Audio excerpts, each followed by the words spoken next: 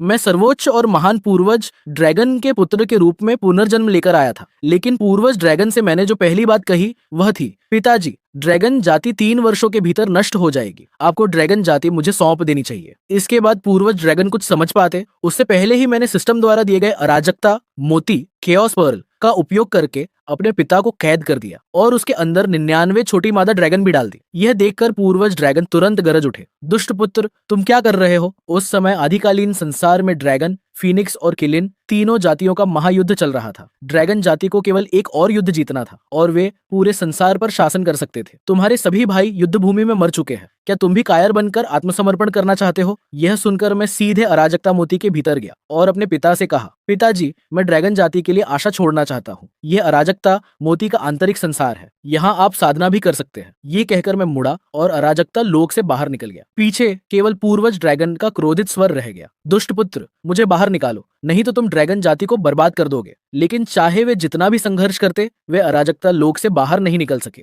मैं वापस ड्रैगन महल पहुंचा और तुरंत ड्रैगन जाति के सभी उच्च अधिकारियों को बुलाया। जल्द ही मानव रूप धारण किए हुए सभी ड्रैगन मंत्री सभा में आ गए और झुककर बोले, हम राजकुमार को प्रणाम करते हैं। मैं सिंहासन पर बैठा और बोला, पूर्वज ड्रैगन गंभीर रूप से घायल है और एकांत साधना में चले गए हैं। अब से ड्रैगन जाति के सभी मामलों का प्रबंधन मैं करूंगा। यह सुनकर सभी लोग एक दूसरे का चेहरा देखने लगे, लेकिन किसी ने मेरी बात पर संदेह नहीं किया, क्योंकि मैं केवल स्वर्ण अमर गोल्डन इमोर्टल स्तर पर था। किसी ने यह कल्पना भी नहीं की कि मैं पूर्वज ड्रैगन को कैद कर सकता हूँ। तभी किसी ने कहा, हम महामहिम के सभी निर्णयों का समर्थन करते हैं, कृपया अगला आदेश दें। मैंने संतोष से सिर हिलाया और गंभीर स्वर में कहा, मैंने निर्णय लिया है कि कल से ड्रैगन जाति तीनों जातियों के युद्ध से हट जाएगी। यह सुनते ही सबके चेहरे बदल गए, उन्हें लगा जैसे वे सपना देख रहे हो। तभी मेरे शरीर से शक्तिशाली दबाव निकलने लगा। यद्यपि मैं केवल स्वर्ण अमर था, लेकिन पूर्वज ड्रैगन का पुत्र होने के कारण मेरी रक्त रेखा उन्हें दबाने के लिए पर्याप्त थी। मैंने गंभीर स्वर में कहा, पूर्वज ड्रैगन घायल है, मेरे सभी बड़े भाई युद्ध में मारे जा चुके हैं। क्या तुम चाहते हो कि ड्रैगन जाति पूरी तरह नष्ट हो जाए? और कुछ मत कहो। 3 दिन बाद पूरे संसार में घोषणा कर दो कि ड्रैगन जाति युद्ध से हट रही है। 1000 वर्षों का समय ड्रैगन जाति को अपनी शक्ति वापस दिलाने के लिए पर्याप्त नहीं था। एक दिन पूर्वी समुद्र के ऊपर अचानक भयंकर अग्नि प्रकट हुई। वह आग समुद्र के पानी में भी जल रही थी। असंख्य अग्नि पक्षी आकाश में उड़ रहे थे और उनके नीचे अनगिनत किलिन समुद्र पर चलते हुए आगे बढ़ रहे थे। जो फीनिक्स और किलिन कभी एक दूसरे के शत्रु थे, वे अब एक साथ आ गए थे। कुछ ही समय बाद पूर्वी समुद्र की अग्नि ने एक विशाल गर्त बना दिया और ड्रैगन महल पूरी तरह उजागर हो गया। तभी किलिनों के नेता ने आकाश में गर्जना की, बूढ़े ड्रैगन, बाहर निकलो। इतने बड़े परिवर्तन ने पूरे पूर्वी समुद्र के ड्रैगनों को चौंका दिया। वे जानते थे कि पूर्वज ड्रैगन एकांत साधना में है, इसलिए सभी घबरा गए। सब खत्म हो गया। फीनिक्स और किलिन हमारे द्वार तक आ गए हैं। अब हम क्या करेंगे? उनकी शक्ति बहुत भयानक है, यहाँ तक कि समुद्र का पानी भी सूख गया है। क्या वे हमें पूरी तरह समाप्त करना चाहते हैं? कुछ कमजोर दिल वाले ड्रैगन तो डर के मारे जमीन पर गिर पड़े। हमने तो 1000 वर्षों पहले युद्ध छोड़ दिया था, फिर भी फीनिक्स हमें छोड़ने को तैयार नहीं है। मैं मुख्य आसन पर बैठा रहा और कुछ नहीं बोला। कुछ देर बाद मैंने कहा, यद्यपि पिता अभी भी एकांत साधना में है, लेकिन जब तक मैं यहाँ हूँ आप लोगों को चिंता करने की आवश्यकता नहीं है। मेरी बात समाप्त होते ही एक वृद्ध ड्रैगन क्रोध से बोला, कौन सी साधना? मुझे तो लगता है कि तुम्हें ड्रैगन जाति के अस्तित्व की कोई परवाह ही नहीं है। तुरंत कई लोग उसका समर्थन करने लगे। सही कहा, एक बच्चा हमें कैसे नेतृत्व दे सकता है केवल इसलिए कि वह पूर्वज ड्रैगन का पुत्र है? ये लोग मेरे चाचा थे, इसलिए मैंने पहले उन्हें अनदेखा किया, लेकिन इससे वे और अधिक घमंडी हो गए। यदि पूर्वज ड्रैगन होते तो फीनिक्स और किलिन कभी हमारे द्वार तक आने की हिम्मत नहीं करते। मुझे लगता है कि औशवान पूर्वज ड्रैगन के क्रोध से डरता है, इसलिए उसने यह समाचार उन तक पहुंचाने की हिम्मत नहीं की। सभा के बीचों बीच औशवान खड़ा था और उसकी ड्रैगन शक्ति सबको दबा रही थी। फिर भी एक बुजुर्ग जोर से बोला, औशवान, तुम क्या करना चाहते हो? शत्रु सामने खड़ा है और तुम अंदरूनी संघर्ष कर रहे हो। ये सुनकर औशवान जोर से हंसा। क्या तुम नहीं जानते कि बाहर के शत्रु को हराने से पहले भीतर की समस्या सुलझानी होती है? आज ड्रैगन जाति की यह स्थिति इसी लड़के की वजह से है। वह अनुभवहीन है, उसे क्या पता, वह उस सिंहासन पर बैठने योग्य नहीं है। क्या केवल पूर्वज ड्रैगन का पुत्र होने से वह राजा बन जाएगा? मैं पहले उसे कुछ सम्मान देना चाहता था, लेकिन अब मेरा धैर्य समाप्त हो चुका था। मैंने अपनी रक्त रेखा की शक्ति खोल दी। भयानक ड्रैगन आभा पूरे महल में फैल गई। मैं पूर्वज ड्रैगन का पुत्र था और सिस्टम की सहायता से मेरी रक्त रेखा और भी शक्तिशाली हो चुकी थी। मेरी रक्त रेखा सभी ड्रैगनों से कहीं ऊपर थी। जब पूर्वज ड्रैगन उपस्थित नहीं थे, तब मैं ही ड्रैगन सम्राट था। मैंने भावहीन चेहरे से उसकी ओर देखा और कहा, मैं तुम्हें सम्मान देना चाहता था, लेकिन तुमने स्वयं को बहुत बड़ा समझ लिया है। उस समय ओशुआन के लिए बोलना भी कठिन हो गया। मेरी ड्रैगन शक्ति के सामने वह एक शब्द भी नहीं कह पा रहा था। उसी समय पूर्वी समुद्र के ऊपर किलिन प्रमुख जोर से हंसा और बोला, बूढ़ा ड्रैगन बाहर क्यों नहीं आता? क्या वह डर गया है? उसकी आवाज पूरे महल में गूंज उठी, खंभे तक कांपने लगे और कुछ डरपोक ड्रैगन रोने लगे। महाराज, कृपया पूर्वज ड्रैगन को बाहर आने दीजिए, अन्यथा आज हमारी ड्रैगन जाति समाप्त हो जाएगी। मैंने सभा का दृश्य देखकर सिर हिलाया। यहाँ उपस्थित लोग ड्रैगन जाति के सबसे शक्तिशाली योद्धा थे और उनकी यह हालत थी। बाकी लोगों की स्थिति का अनुमान लगाना कठिन नहीं था। अचानक महल की छत उड़ गई। काली अग्नि की एक विशाल लपट आकाश में उठी। यह 12वीं श्रेणी का विनाशकारी काला कमल था। यह जानना आवश्यक था कि 12वीं श्रेणी का यह काला कमल अराजकता कमल के बीच से उत्पन्न हुआ था, लेकिन अब यह युआन फेंक के हाथों में था। स्पष्ट था कि वे वास्तव में ड्रैगन जाति का विनाश चाहते थे। मुझे देखकर किलिन प्रमुख ठंडी हंसी हंसा। यदि बूढ़ा ड्रैगन यहाँ नहीं है तो मैं पहले तुम्हें मारूंगा। मैं देखना चाहता हूँ कि तब वह तुम्हें बचाने आता है या नहीं। ये कहकर उसने एक काला भाला निकाला। यह आदिकाल का सबसे भयानक विनाशकारी हथियार था। सभी ड्रैगनों ने अपनी आंखें बंद कर ली। उन्होंने प्रतिरोध छोड़ दिया था और मृत्यु की प्रतीक्षा कर रहे थे, लेकिन मैं केवल मुस्कुराया। अगले ही क्षण मैंने एक हाथ से उस भाले को रोक लिया। ध्यान से देखने पर पता चलता था कि भाले की नोक के सामने एक छोटा सा ताइजी चित्र घूम रहा था। एक ड्रैगन उत्साह से चिल्लाया, महाराज ने प्रहार रोक लिया। उन्होंने किलिन प्रमुख का आक्रमण एक हाथ से रोक दिया। जो ड्रैगन मृत्यु की प्रतीक्षा कर रहे थे वे खुशी से रोने लगे। उन्होंने यह नहीं सोचा कि मैं इतना शक्तिशाली कैसे हूँ, वे केवल इतना जानते थे कि मैंने उन्हें बचा लिया। दूसरी ओर किलिन प्रमुख के माथे पर पसीना आ गया। यह एक गठन फॉर्मेशन है। ड्रैगन जाति ने वास्तव में कोई छिपा हुआ उपाय तैयार किया है। अगले ही क्षण महल को केंद्र बनाकर रहस्यमयी रेखाएं चमक उठी। लाखों मील तक फैला हुआ एक विशाल गठन पूरे पूर्वी समुद्र पर छा गया। मैंने ऊंचे स्वर में कहा, दोनों जातियों का मेरे गठन में स्वागत है। मेरी आंखें एक काली और एक सफेद हो गई, जबकि उनकी गहराई में सुनहरी चमक बनी रही। अराजकता मोती की शक्ति लगातार सक्रिय हो रही थी। यहाँ तक कि भीतर बंद पूर्वज ड्रैगन भी अनजाने में शक्ति प्रदान कर रहे थे। हालांकि मेरी पीठ के पीछे छिपा हाथ लगातार कांप रहा था। दिखावा करना अच्छा था, लेकिन उस भाले की शक्ति अभी भी मेरी क्षमता से परे थी। मैंने स्वयं को शांत किया और ऊंचे स्वर में आदेश दिया, ड्रैगन जाति, अपने नीचे के गठन में अपनी शक्ति प्रवाहित करो। जैसे ही पर्याप्त शक्ति एकत्र हुई, एक विशाल ताइजी चित्र मेरे पैरों के नीचे प्रकट हुआ। वूजी से ताइजी उत्पन्न होता है, ताइजी से यिन और यांग जन्म लेते हैं। अगले ही क्षण ताइजी चित्र तेजी से घूमने लगा। पूर्वी समुद्र को ढकने वाली अग्नि शुद्ध होकर विशाल बाढ़ में बदल गई। लेकिन यह साधारण जल नहीं था, यह विशेष रूप से फीनिक्स जाति को दबाने वाली यिन शक्ति थी। फीनिक्स सूर्य की दिव्य अग्नि के पक्षी थे, इसलिए जब युआन फेंक ने इस जल को देखा तो उसका चेहरा बदल गया। फीनिक्स जाति, तुरंत पीछे हटो। किलिन प्रमुख ने भी स्थिति की गंभीरता समझ ली और अपने लोगों को लेकर पीछे हटने लगा। मैं इतने समय से धैर्य इसी क्षण के लिए रखे हुए था। अब मैं उनमें से किसी को भी भागने नहीं दूंगा। अगले ही पल मैंने गठन को पूर्ण रूप से सक्रिय कर दिया। यिन और यांग के उलट जाने से असंख्य समुद्री जल दोनों जातियों की ओर उमड़ पड़ा। असंख्य फीनिक्स और किलिन उस जल की चपेट में आकर नीचे गिरने लगे। वे नियंत्रण खोकर सीधे गठन के भीतर जा गिरे। पलक झपकते ही वे गठन की शक्ति का ईंधन बन गए। यद्यपि दोनों नेताओं ने अपने लोगों को बचाने का प्रयास किया, लेकिन वे केवल कुछ ही लोगों को बचा सके। बहुत जल्द दोनों जातियों की आधे से अधिक सेना नष्ट हो गई। मैंने ठंडे चेहरे से अपना हाथ उठाया। गठन की शक्ति निरंतर चल रही थी। पुराने रक्त रणों का भुगतान रक्त से ही होगा। हालांकि गठन अत्यंत शक्तिशाली था, लेकिन उसका सबसे बड़ा प्रभाव अचानक आक्रमण में था। जल्द ही दोनों जातियों के शेष योद्धा आकाश में पहुंच गए। युआन फेंक ने अपने बचे हुए लोगों को देखा और उसकी आंखें क्रोध से लाल हो गई। ड्रैगन जाति के लिए वंश बढ़ाना कठिन था, लेकिन फीनिक्स जाति के लिए भी स्थिति अलग नहीं थी। तभी किलिन प्रमुख बोला, युआन फेंक, मेरे साथ मिलकर इस गठन को तोड़ दो। वह केवल एक कछुए की तरह इसके भीतर छिपा हुआ है। ये कहकर उसने अपना भाला उठाया और गठन पर वार किया। गिरता हुआ समुद्री जल रक्त के रंग में बदल गया, लेकिन जैसे ही भाले की नोक गठन को छूने वाली थी, एक पारदर्शी परत अचानक प्रकट हुई। यह यिन और यांग के नियमों से बनी शक्ति थी। उस शक्ति ने भाले को मजबूती से बांध लिया और उसकी ताकत को लगातार कम करने लगी। किलिन प्रमुख ने और अधिक शक्ति लगाई। भाले की विनाशकारी आभा और भी उग्र हो गई। उसके लगातार प्रहारों के कारण वह थोड़े समय के लिए नियमों की शक्ति को तोड़ने में सफल हो गया। गठन में एक दरार दिखाई दी। उसके बाद एक भयानक विस्फोट हुआ। पूरा पूर्वी समुद्र फिर से कांप उठा। अगले ही क्षण शांत समुद्र के ऊपर आकाश को छूता हुआ एक विशाल बवंडर प्रकट हो गया।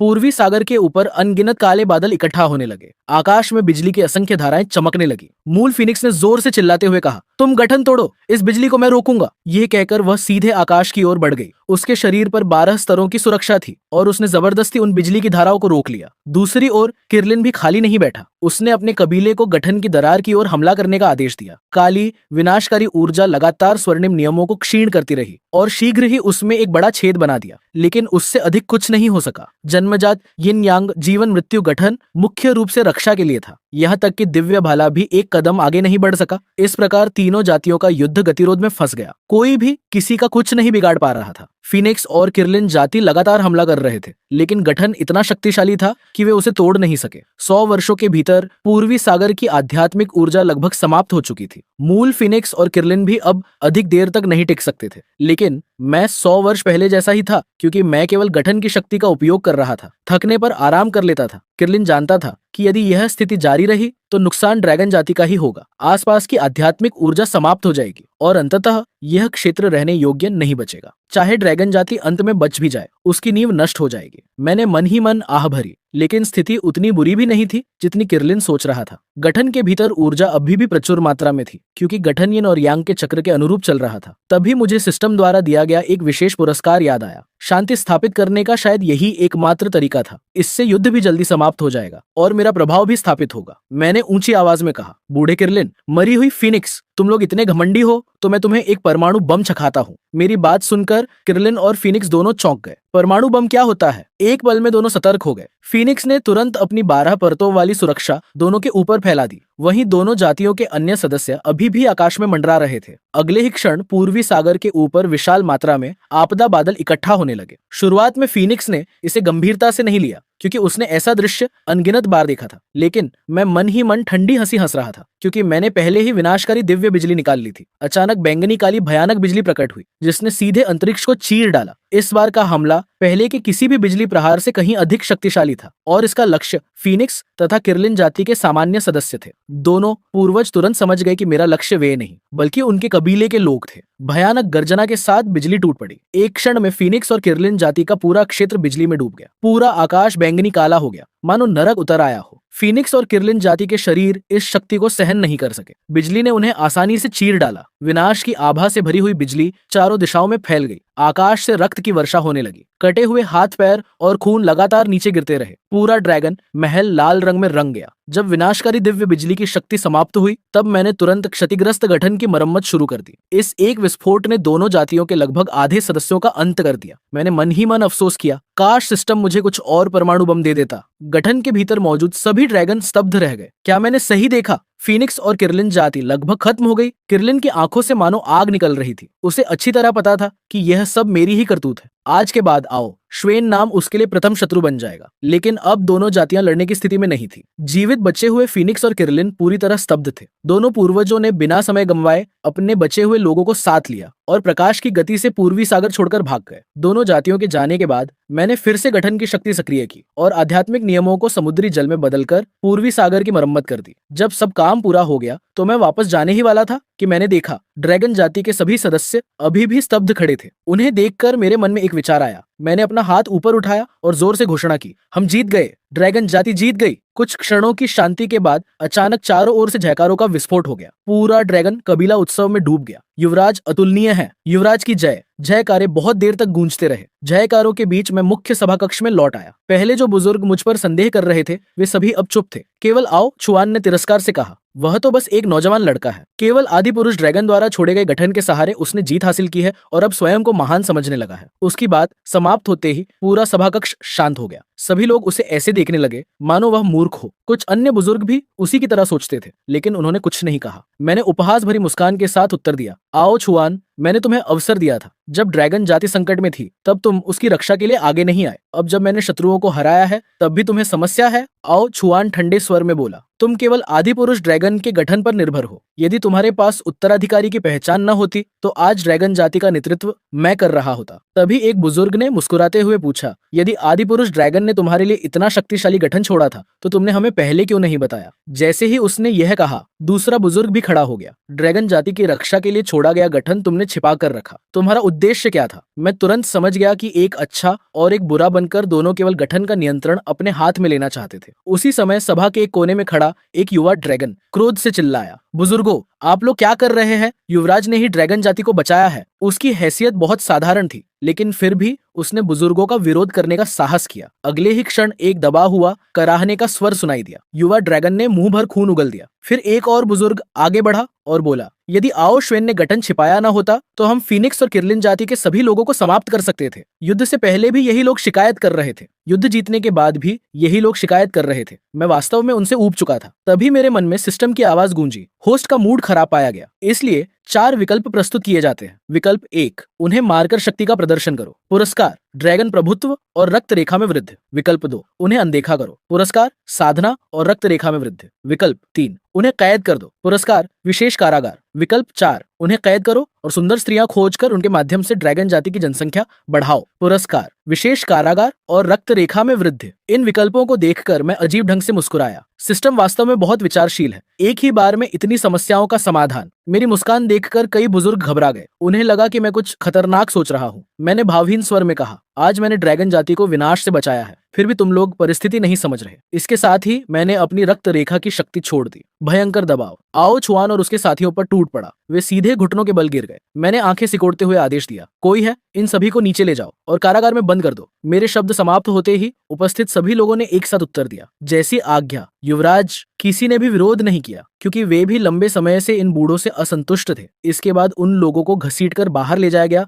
और सभा समाप्त हो गई। अभी भी मुझे गालियां देना चाहता था, लेकिन किसी ने उसके चेहरे पर एक जोरदार थप्पड़ मारकर उसे बेहोश कर दिया। जब उन लोगों को ले जाया गया तब सभी ने एक साथ पूछा, युवराज, क्या कोई और आदेश है? आदि पुरुष ड्रैगन के अनुपस्थित रहने पर हम सभी आपकी आज्ञा का पालन करेंगे। मैंने मन ही मन सोचा, मुझे फीनिक्स और किरलिन जाति का धन्यवाद करना चाहिए। अगर वे हमला ना करते तो मैं पूरे ड्रैगन कबीले का दिल नहीं जीत पाता। यह सोचकर मैंने गठन की शक्ति अपने ऊपर केंद्रित की और पूरे प्राचीन संसार में घोषणा की, मैं आओ श्वेन, ड्रैगन जाति का वर्तमान प्रमुख, आज घोषणा करता हूँ कि ड्रैगन जाति तीनों जातियों के युद्ध से अलग हो रही है। फीनिक्स और किरलिन जाति ने ड्रैगन जाति पर आक्रमण किया और स्वर्गीय दंड के रूप में विनाशकारी दिव्य बिजली प्राप्त की। यदि भविष्य में कोई भी ड्रैगन जाति को चुनौती देगा तो उसका अंत भी इन्हीं 2 जातियों जैसा होगा। मेरी गूंजती हुई आवाज पूरे संसार में फैल गई। सभी शक्तियों के चेहरे बदल गए। जेड राजधानी पर्वत पर मौजूद एक महान साधक लगातार पूर्वी सागर पर नजर रखे हुए था। उसे विश्वास था कि फीनिक्स और किरलिन जाति मिलकर ड्रैगन जाति का अंत कर देंगी, लेकिन परिणाम पूरी तरह उल्टा निकला। दोनों जातियां लगभग नष्ट हो गईं। सबसे रहस्यमय बात वह भयानक बिजली थी। यहाँ तक कि वह महान साधक भी उसकी उत्पत्ति का पता नहीं लगा सका। उसने मन ही मन सोचा, क्या यह वास्तव में स्वर्गीय दंड था?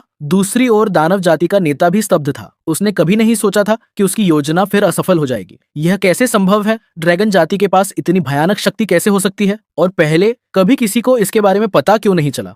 वह जितना अधिक सोचता उतना ही अधिक क्रोधित हो जाता। अब उसका पूरा ध्यान फीनिक्स और किरलिन जाति पर केंद्रित होने वाला था। साथ ही वह अपनी 4 दिव्य तलवारों को और तेजी से परिष्कृत करने लगा। फीनिक्स और किरलिन जाति की स्थिति भी लगभग समान थी। दोनों जातियों के पूर्वज अपने बचे हुए लोगों को लेकर वापस लौटे और तुरंत घोषणा कर दी कि उनकी जातियां अब बाहरी दुनिया से संबंध नहीं रखेंगी। हालांकि उन्होंने ड्रैगन जाति की तरह आधिकारिक रूप से युद्ध से हटने की घोषणा नहीं की, लेकिन इतनी बड़ी हार के बाद उनके पास कोई दूसरा विकल्प भी नहीं था। जब पूरा प्राचीन संसार इस घटना से हिल चुका था, तब मैंने एक ऐसा निर्णय लिया जिसने सभी को चौंका दिया। मैंने पूरे ड्रैगन कबीले को आदेश दिया, अगले 1000 वर्षों तक पूरे संसार में सुंदर महिलाओं की खोज करो, साथ ही बड़ी मात्रा में औषधियां और पौष्टिक वस्तुएं भी एकत्र करो। आखिरकार वे मेरे प्रिय चाचा थे। ड्रैगन जाति के मामलों को निपटाने के बाद मैं फिर से अपने गुप्त साधना कक्ष में चला गया। साधना में समय का पता ही नहीं चलता। जब मैं अपनी साधना से जागा तब कई हजार वर्ष बीत चुके थे। बाहर एक युवा ड्रैगन मेरा इंतजार कर रहा था। उसी ने मुझे जगाया था। मुझे देखते ही उसने सम्मानपूर्वक प्रणाम किया। तभी मुझे एहसास हुआ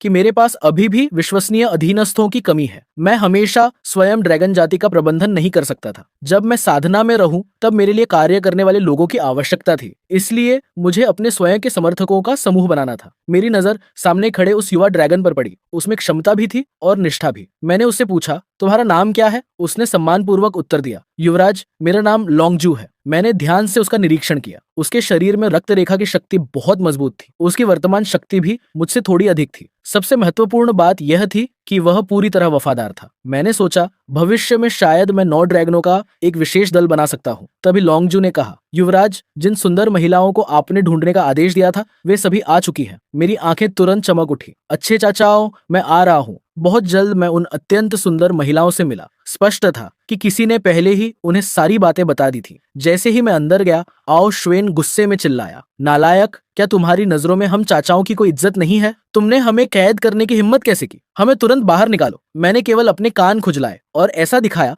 मानो मैंने कुछ सुना ही नहीं, क्योंकि आज मैं उन्हें एक बहुत अच्छी खबर देने आया था। जब आओ श्वेन ने मेरे पीछे खड़ी सुंदर महिलाओं को देखा तो वह अनायास ही लार निगल गया। उसने पूछा, आओ श्वेन, तुम आखिर करना क्या चाहते हो? मैं हल्का सा मुस्कुराया और कहा, चाचा जी, इतने वर्षों के युद्ध में ड्रैगन जाति को बहुत भारी नुकसान हुआ है। हमें नई पीढ़ी की बहुत जरूरत है। क्या आप लोग मेरी जगह नहीं चाहते थे? तो मैं आपको अवसर दे रहा हूँ। ड्रैगन जाति के लिए 1 लाख या 80,000 बच्चे पैदा कर दीजिए, तब आप सभी महान योगदानकर्ता कहलाएंगे। मेरे पीछे खड़े लोंगजू के होंठ फड़क उठे। 1 लाख बच्चे! युवराज सचमुच आओ श्वेन को थकाकर मार डालना चाहते हैं। ड्रैगन वंश का प्रजनन वैसे भी कठिन है और झुलोंग की उम्र भी कम नहीं है। सुंदरियों को नीचे वितरित करने के बाद मुझे वापस जाकर अपनी एकांत साधना, क्लोज डोर कल्टीवेशन, जारी रखनी थी। लेकिन जाने से पहले मैंने लोंगजू को एक और काम करने का निर्देश दिया। पलक झपकते ही हजारों साल बीत गए और इस बार मैं खुद से जागा, क्योंकि मैं अपने स्तर को पार करने ब्रेक थ्रू वाला था। अब मैं आधिकारिक तौर पर जिंक्सियन क्षेत्र के अंतिम चरण में कदम रखने वाला था। ठीक उसी समय लोंगजू ने गुप्त कक्ष में प्रवेश किया। महामहिम, आपने पहले मुझे जो काम सौंपने के लिए कहा था वह पूरा हो गया है। यह सुनकर मेरी आंखों में एक सुनहरी रोशनी चमक उठी, क्योंकि मेरी 9 ड्रैगन सेना, 9 ड्रैगन्स गार्ड, पूरी तरह से स्थापित हो चुकी थी। फिर लोंगजू ने मुझे बताया कि 9 ड्रैगन सेना के अन्य 8 समूह उन विशिष्ट सेनाओं के नेता थे जब जुलोंग सत्ता में थे। क्योंकि मैंने ड्रैगन वंश को बचाया था, इसलिए ये युद्ध प्रिय ड्रैगन पहले से ही मेरे प्रति पूरी तरह से वफादार हो चुके थे। यह कहा जा सकता है कि ये 8 समूह मेरे प्रति सबसे वफादार अस्तित्व थे। और लोंगजू, जो कि एक चतुर जीव है, उसने उन ड्रैगनों को त्यानलाओ आकाशीय जेल में डाल दिया था, जिन पर भरोसा नहीं किया जा सकता था, और प्रत्येक ड्रैगन कम से कम 2 महीने तक वहां रहा। ये सब बताने के बाद लोंगजू ने मुझे बताया कि हाल ही में होंगुआंग ग्रेट वाइल्डनेस में एक गुप्त क्षेत्र, सीक्रेट रियलम, दिखाई दिया है, जो जिनक्सियान क्षेत्र के शक्तिशाली लोगों के लिए बहुत फायदेमंद है। उसकी बात पूरी होने से पहले ही मैंने सीधे गुप्त क्षेत्र के निमंत्रण को अस्वीकार कर दिया। क्या मजाक है! गुप्त क्षेत्र जैसी जगह है, सबसे आसानी से खतरों से भरी होती है। मैं वहां कभी नहीं जाऊंगा। लोंगजू ने अपना मुंह सिकोड़ा और फिर मुझे बताया कि एक छोटा वंश ड्रैगन वंश के साथ गठबंधन करना चाहता है। क्या आप एक बार बाहर जाना चाहते हैं? मैंने फिर भी मना कर दिया। आप लोग आपस में चर्चा कर लें, मुझे बाहर जाने की आवश्यकता नहीं है। ड्रैगन वंश के भीतर की किसी भी बात को मैं संभाल सकता हूँ, लेकिन ड्रैगन वंश से एक कदम भी बाहर कदम रखना, यह मैं नहीं कर सकता। अब बाहर का होंगुआंग बहुत अराजक है। मैंने बड़ी मुश्किल से ड्रैगन वंश को इस बड़ी आपदा, ग्रेट ट्रिबुलेशन, से बमुश्किल बाहर निकाला है, और आप लोग मुझे वापस आपदा में भेजने की सोच रहे हैं। ये बिल्कुल असंभव है। इसलिए मैंने सीधे तौर पर कहा, जो कुछ भी ड्रैगन वंश को छोड़ने से संबंधित हो उसके बारे में मुझे मत बताओ, मैं इसे स्वीकार नहीं करूंगा। लेकिन लोंगजू के बार बार बाहर जाने की बात करने से मुझे एक और बात याद आ गई। अब जबकि हमारा ड्रैगन वंश आराम कर रहा है और अपनी ताकत बढ़ा रहा है, तो क्या यह अन्य 2 वंशों के लिए भी आराम करने का समय नहीं है? हालांकि मैं बाहर नहीं जाना चाहता, लेकिन मैं अपने दुश्मनों को आराम से रहते हुए भी नहीं देखना चाहता, इसलिए मुझे कोई रास्ता सोचना होगा। ठीक उसी समय सिस्टम ने कहा, यह पता चला है कि मेजबान होस्ट एक विकल्प का सामना कर रहा है, इसलिए 4 विकल्प दिए जाते हैं। विकल्प 1, कुछ न करें और उन्हें अनदेखा करें, पुरस्कार रक्त श्रृंखला, ब्लड लाइन में सुधार। विकल्प 2, जब वे आराम कर रहे हो तो उन पर अचानक हमला करें, पुरस्कार साधना, कल्टीवेशन में वृद्धि। विकल्प 3, दोनों वंशों के बीच संबंध भड़काए ताकि वे एक दूसरे पर संदेह करें, पुरस्कार टाइगुलिंगशन। विकल्प 4, संबंधों को सुधारने के लिए दोनों वंशों को खजाना भेजे, पुरस्कार दोनों वंशों की अस्थायी दोस्ती। मुझे उम्मीद नहीं थी कि इस समय कोई विकल्प सामने आएगा। मैंने बिना किसी हिचकिचाहट के विकल्प 3 चुना। सिस्टम के विकल्प ने मुझे एक विचार दिया। फिर मैंने कहा, लोंगजू, तुम खजाने में जाओ और कुछ खजाने चुनो। 3 दिनों के बाद तुम फेंक वंश, फिनिक्स क्लैन को खजाना देने जाओगे और कहोगे कि ड्रैगन वंश फेंक वंश के साथ अपनी दुश्मनी खत्म करना चाहता है। होंगुआंग के सुदूर दक्षिण में स्थित बुसी ज्वालामुखी, इमोरल वोल्केनो पर युआन फेंग सिंहासन पर बैठी थी और चुपचाप सोच रही थी। पिछले कुछ 100 वर्षों में ड्रैगन वंश के साथ हुई उस लड़ाई के दृश्य अक्सर उनके दिमाग में आते थे। वह आखिरी गड़गड़ाहट, थंडर, आखिरकार क्या थी? क्या यह सचमुच उस नौजवान की कही हुई बात थी कि यह स्वर्ग का दंड था? यह सोचते ही युआन फेंग की आंखों में तुरंत गुस्से की लपटें भड़क उठी। उस गड़गड़ाहट के कारण ही मेरे फेंग वंश को भारी नुकसान उठाना पड़ा, अन्यथा इस होंगुआंग के आधिपत्य का स्थान निश्चित रूप से हमारा होता। एक रक्षक ने गुस्से में कहा, मैंने सुना है कि आज ड्रैगन वंश द्वारा भेजे गए दूत को देखकर लगता है कि उनकी नीयत अच्छी नहीं है। जैसे ही आवाज बंद हुई, लोंगजू उपहार लेकर महल में दाखिल हुआ। ड्रैगन वंश के लोंगजू ने युआन फेंग को प्रणाम किया। बात समझ में आने के बाद युआन फेंग ने मुस्कुराते हुए चेहरे के साथ कहा, मैं चीजें स्वीकार करती हूँ, तुम वापस जा सकते हो। यह सुनकर लोंगजू और भी खुलकर मुस्कुराया और फिर बिना किसी हिचकिचाहट के खजाना सौंप दिया। फेंक वंश से बाहर आने के बाद लोंगजू बिना एक पल रुके पूर्वी चीन सागर की खाई ईस्ट सी एब्जस में वापस उड़ गया। फिर वह मेरे पास आया और जो कुछ हुआ था उसे पूरी तरह से सच सच बता दिया। सुनने के बाद मैं भी अपनी हंसी नहीं रोक सका। यह अच्छा हुआ कि उसने इसे स्वीकार कर लिया। अगला कदम दोनों वंशों के बीच संबंधों को भड़काना था। उस समय की बड़ी लड़ाई में शी छीलिन घायल हो गया था, जबकि युआन फेंग के पास 12वें दर्जे का black lots 12 grade black lots खजाना होने के कारण वह घायल नहीं हुई थी। मुझे विश्वास नहीं है कि शिकिलिन के मन में कोई शिकायत नहीं होगी। इसके अलावा अब फेंक वंश ने मेरा खजाना स्वीकार कर लिया है। मुझे विश्वास नहीं है कि किलिन वंश इस बात को आसानी से पचा पाएगा। इसके बाद मैंने कहा, लोंगजू, आगे एक और काम है जो तुम्हें करना है। तुम बस ऐसा करो। लोंगजू ने सुना। उसकी आंखों में सुनहरी रोशनी चमकती रही और उसकी आंखें मेरे लिए सम्मान से भर गई। महामहिम, आपका यह तरीका वास्तव में बहुत अद्भुत है। आपका यह सेवक अभी इसे करने जाता है। यह कहकर लोंगजू ड्रैगन पैलेस से चला गया, जबकि मैं अपनी जगह पर खड़ा मुस्कुराता रहा। मैंने लोंगजू को जो काम करने के लिए कहा था वह कुछ और नहीं बल्कि अफवाहें फैलाना था। मैं फेंक वंश द्वारा ड्रैगन वंश के खजाने को स्वीकार करने की बात पूरे होंगवांग में फैलाना चाहता था और मैंने उसमें कुछ और मिर्च मसाला भी मिला दिया था। अफवाहें जितनी फैलती हैं उतनी ही अजीब होती जाती हैं। अगले दिन फेंक वंश द्वारा ड्रैगन वंश के खजाने को स्वीकार करने की बात पूरे होंगवांग में फैल गई। लोंगजू ने 9 ड्रैगन सेना के अन्य लोगों के साथ मिलकर उन सभी संबंधों का उपयोग किया जिनका वे उपयोग कर सकते थे और केवल एक दिन में इस खबर को फैला दिया। कुछ वनस्पति आत्माएं, वेजिटेशन स्पिरिट्स, एक साथ इकट्ठा हुई और आपस में बात करने लगी। भाई, क्या तुमने तीनों वंशों के युद्ध की नवीनतम अंदरूनी कहानी सुनी है? उस समय ऐसा लग रहा था कि ड्रैगन वंश अकेले 2 वंशों से लड़ रहा था, लेकिन वास्तव में ड्रैगन और फेक ने मिलकर किलिन वंश को फंसाया था। क्या तुमने नहीं देखा कि उस लड़ाई के बाद फेक वंश पूरी तरह ठीक था? केवल शिकिलिन गंभीर रूप से घायल हुआ था और जो झुलोंग दिखाई नहीं दिया वह वास्तव में फेक वंश की रक्षा करने के लिए दैवीय गड़गड़ाहट के नीचे गया था। यह बात जल्द ही शिकिलिन के कानों तक पहुंच गई। सुनने के बाद उसका चेहरा तुरंत बर्तन के निचले हिस्से की तरह काला हो गया और अन्य किलिन और भी अधिक क्रोधित हो गए। मैंने यह भी सुना है कि फेक वंश ने पहले ही ड्रैगन वंश के खजाने को स्वीकार कर लिया है। युआन फेंग, तुम बूढ़े इंसान सचमुच बेहद बेशर्म हो। शिकिलिन की आंखों में 2 आग की लपटें जल उठी। वह अब बहुत गुस्से में था। पूरा किलिन महल उसके दबाव में लगातार कांप रहा था। डालो दलुओं की आभा अनियंत्रित होकर आसमान की ओर बढ़ गई। अफवाह फैलने के तीसरे दिन किलिन वंश ने सीधे अपनी सेना को संगठित करना शुरू कर दिया और फिर से सेना का गठन किया, लेकिन यह सब गुप्त रूप से किया जा रहा था। अफवाह फैलने के 5वें दिन फेक वंश ने सुस्त होने के बावजूद इसे भांप लिया था, लेकिन अब बहुत देर हो चुकी थी क्योंकि शी किलिन पहले ही किलिन सेना का नेतृत्व करते हुए बुसी ज्वालामुखी तक पहुंच चुका था। एक समय के लिए दोनों वंशों के बीच विवाद फिर से शुरू हो गया। युआन फेंग पूरी तरह से भ्रमित स्थिति में थी। शी किलिन, क्या तुम पागल हो गए हो? हमारे दोनों वंशों को भारी नुकसान हुआ है। अगर हम लड़ना जारी रखेंगे तो केवल दूसरे ही इसका फायदा उठाएंगे। बोलने के साथ ही उसके पीछे फेक वंश ने भी तेजी से युद्ध की तैयारी शुरू कर दी। शी किलिन यह देखकर और भी क्रोधित हो गया। मैं पागल हो गया हूँ। बूढ़े फेक, तुम्हारे पास ऐसी बातें कहने का साहस है। तुमने और ड्रैगन वंश ने मिलकर मुझे फंसाया। मैं आज यहाँ न्याय मांगने आया हूँ। युआन फेक को अब यह समझने में देर नहीं लगी कि शी किलिन ने अफवाहों पर विश्वास कर लिया है। वे सब अफवाहें हैं। मेरे फेक वंश ने ऐसा कुछ नहीं किया है। लेकिन वह अपने दिल में जानती थी कि यह मामला शायद मुसीबत बन गया है, क्योंकि ड्रैगन वंश द्वारा दिया गया खजाना अभी भी फेक वंश के भीतर रखा हुआ था। यह सुनकर शी किलिन ने अपनी बाहें अपने सीने पर क्रॉस कर ली। चूंकि ये एक अफवाह है, तो क्या तुम मुझे अपनी वंश भूमि में तलाशी लेने देने का साहस करती हो? अगर मुझे ड्रैगन वंश की चीजें मिल गईं, तो तुम क्या कहोगी? यह सुनकर युआन फेक ने अपनी भौहें सिकोड़ ली। यह असंभव है। हमारे दोनों वंशों ने पहले इतने सारे ड्रैगन वंश के लोगों को मारा है। हमने स्वाभाविक रूप से बहुत सारे ड्रैगन खजाने जब्त किए थे। मेरी बात सुनो, 100 साल पहले की लड़ाई में हमारे फेक वंश को भी भारी नुकसान हुआ था। अगर मैं ड्रैगन वंश के साथ मिली होती तो मैं अपने इतने सारे लोगों को दांव पर नहीं लगाती। लेकिन यह स्पष्ट था कि शी किलिन जैसा मूर्ख अब कुछ भी सुनने की स्थिति में नहीं था। उसने सीधे अपनी गॉड किलिंग स्पीयर निकाली और युआन फेक की ओर इशारा किया। यह देखकर युआन फेक भी इतनी क्रोधित हो गई कि उसने सीधे 12वें दर्जे का ब्लैक लोटस निकाल लिया। तीनों सेनाओं के बीच 3 दिन और 3 रात तक युद्ध चला, लेकिन कोई भी एक दूसरे पर हावी नहीं हो सका और यह मामला तीनों लोकों में फैल गया। किलिन वंश और फेक वंश वास्तव में आपस में लड़ पड़े हैं।